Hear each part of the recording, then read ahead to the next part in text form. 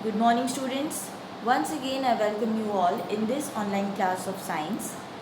Students, I hope you all are fine and your PTs were all good.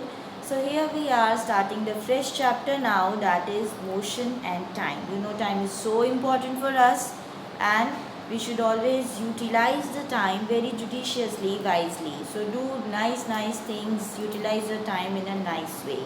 So in this chapter, we are going to discuss about the motion, the speed, fast and slow motion, and all about time, how to measure time and speed and all.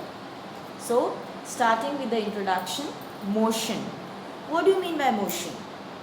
Motion is the change in position of an object with time. Suppose if the object is here and after some time if the object is here, so the position of the object is changed with time. Definitely it will take some time. So even within fraction of seconds, but it will take some time to change the position of object. So motion is what? Motion is change in position of object with time. Now there are different types of motions, like motion along a straight line. You must have studied about all these types of motions in the previous class, right? So now again just giving a brief of those types of motions. The first one is the motion along a straight line. When some object is moving in a straight line, that is also called rectilinear motion. Right, example is motion of a car on a straight road, and even we walking in a straight path, that will be rectilinear motion. Next is periodic motion. Again, you must be having the knowledge. Example is motion of pendulum. Periodic motion means the type of motion which is repeated at a fixed interval of time. That is why it is called periodic, like rotation of earth, revolution of earth, and motion of pendulum. I'll show you the pendulum, the demonstration of pendulum in the live class. Next type of motion is circular motion. Now as the name suggests, the motion will be in a circular path. So circular motion means the object moving in a circular path. Here on the screen you can see the examples, that is motion in a straight line, the car is shown. Then periodic motion, the picture of simple pendulum is there, and for a circular motion an object moving in a circular path is shown. Now next thing is measurement of time. Now this thing again, you have the previous knowledge, you know how do you measure time. There are many types of clocks and watches, right?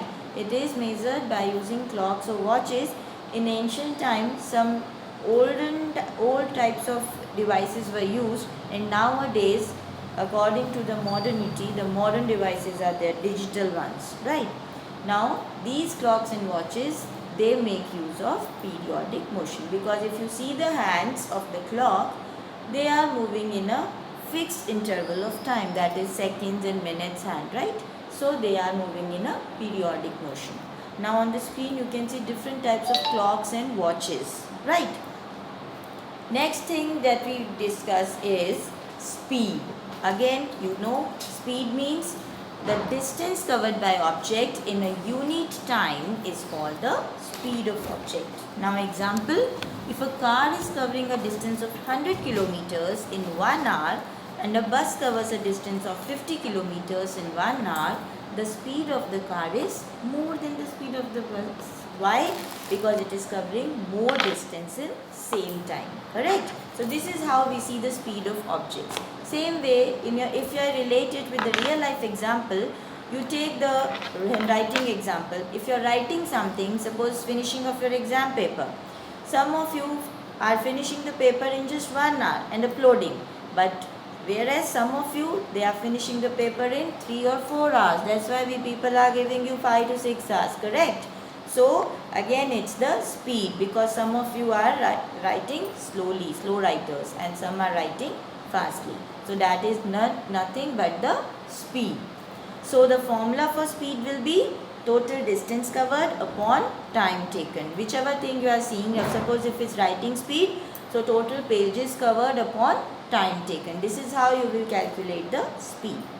Now the two types of motion, uniform and non-uniform. Uniform motion is if the speed of object is constant, like we see the average of the vehicles. So the speed of object is constant, it is called uniform motion. And non-uniform motion, if the speed of object is changing, it keeps on changing, so it is non-uniform motion. Okay, very simple, and you can take many examples. Now the next thing which I want to discuss is simple pendulum. Simple pendulum, the construction is like it has a small metallic bob.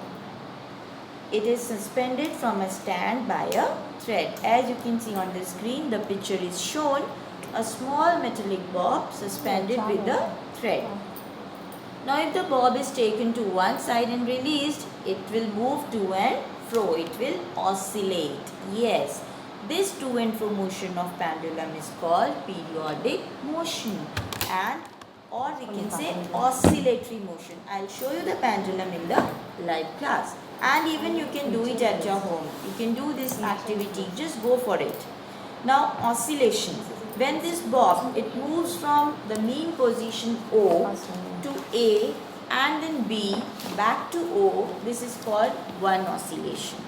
And when the bob moves from one extreme position A to other extreme position B and then back to A, it is called one oscillation. And time period again, the time taken to complete one oscillation. Very simple terms, and see, it's very easy. Now there is an activity to measure the time period of simple pendulums that we are going to discuss in the live class. We'll do this activity. Okay, just try it at home and I'll give you the demo in live class. Right? Till the next time, just go through the chapter, clear your topics, and if you have any doubts, just gather them all for the live class. Okay students, keep updating your knowledge. Thank you and have a great day.